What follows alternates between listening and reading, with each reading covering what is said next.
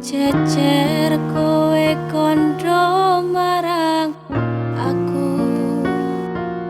kowe lan aku kudu pepisahan.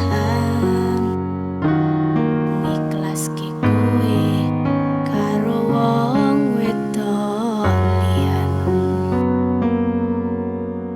Langit wis mendung, pratondo arepe udan, ati nggaret kelingan kowe sing wis dadi kenangan. Kowe nglanggepi sucine katresnan.